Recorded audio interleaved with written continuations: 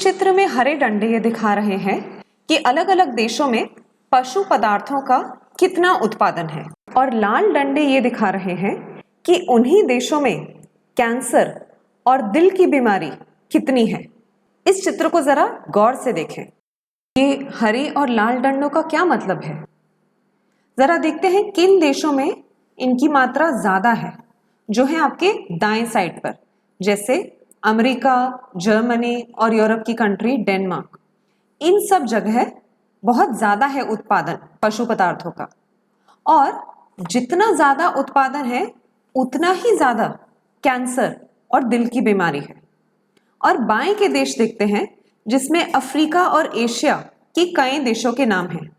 वहां पर पशु पदार्थ की कम मात्रा है और हार्ट डिजीज यानी दिल की बीमारी और कैंसर भी बहुत कम है।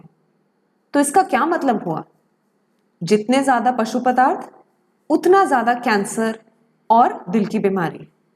अब हम किसी एक देश का एग्जाम्पल लेकर थोड़े गहरे से देखते हैं कि ऐसा कैसे होता है। एसलस्टाइन बताते हैं नॉर्वे नामक देश के बारे में, जिस पर पहले विश्व युद्ध में जर्मनी ने कब्जा किया।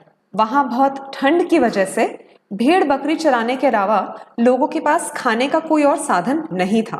जर्मनों ने आकर सबसे पहले उनकी सारी भेड़ बकरियां ले ली और लोगों के पास केवल ब्रेड और आलू जैसी चीजें बची खाने को। अब देखते हैं इस बदलाव की वजह से नॉर्वे में बीमारी पर क्या फर्क पड़ा। तो देखें, विश्व युद्ध से पहले कितने लोग दिल की बीमारी की वजह से मरते थे। काफी लोग, और बढ़ भी रही थी मात्रा। और जैसे ही जर्मन आए यह नंबर धीरे धीरे घटने लगा। धीरे नहीं, बहुत तेज। इतनी कमी कभी नहीं आई।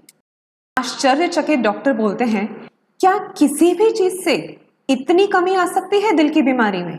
किसी दवाई से, किसी ब्लड टेस्ट से नहीं, केवल खाने की वजह से। 1945 में जब हार कर जर्मनी वहां से निकल गई तो बीमारी किस रफ्तार से भी वापस आई, ये भी देख सकते हैं। हमने शुरुआत की थी पूरे विश्व से, फिर हम लोग आए एक देश पर, और अब हम एक जीव का उदाहरण लेंगे देखने के लिए कि पशु पदार्थों का क्या असर होता है शरीर पर। वहीं डॉक्टर कैम्बल ने चूहों के साथ एक एक्सपेरिमेंट किया। 2 ग्रुप लिए, एक को 20% प्रोटीन दिया जो दुग्ध पदार्थों में पाया जाता है, और दूसरे ग्रुप को 5% प्रोटीन दिया जो दुग्ध पदार्थों में पाया जाता है।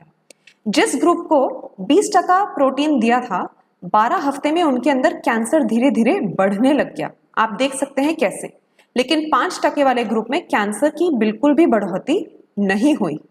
इससे दिखा दुग्ध पदार्थों में और कैंसर में रिलेशन है। इससे आगे गए डॉक्टर, उन्होंने स्टडी रोकी नहीं।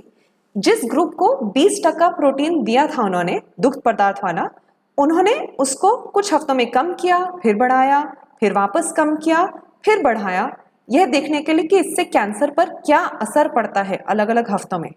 और देखते हैं, कैंसर जब ज्यादा प्रोटीन था तब ज्यादा कैंसर, कम प्रोटीन तो कम कैंसर।